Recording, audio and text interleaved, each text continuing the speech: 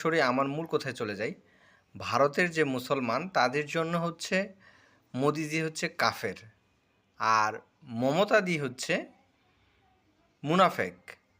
তো ভারতের মুসলমানরা চিন্তা করলো যে আমরা কার সাথে থাকব, কাফেরের সাথে থাকবো নাকি মুনাফিকের সাথে থাকবো।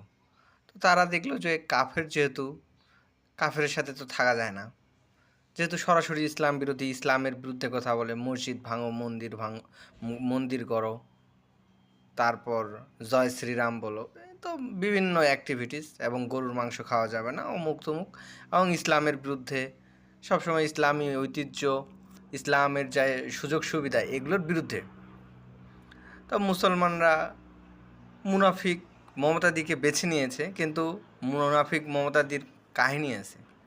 কাহিনীটা হচ্ছে এটাই যে মমতাদি ভারতের মুসলমানদেরকে আপন মনে করতে পারেনি, এবং যে কোনোভাবেই হোক মুনাফিকরা মুসলমানদের সাথেই থাকে, তারা মুসলমান।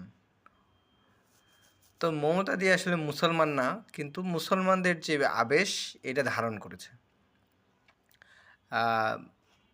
আজানের ধ্বনির কথা বলে, উলুর ধ্বনির কথাও বলে, সব কিছু হিসেবে বলা চলে সামগ্রিক দিক বিবেচনায় মহাত্মা গান্ধী। কিন্তু সে যে হিন্দুদের যেভাবে স্বার্থটা দেখতেছে, ট্যাক্সের টাকায় মন্দির বানাচ্ছে কিন্তু মসজিদ বানায় না।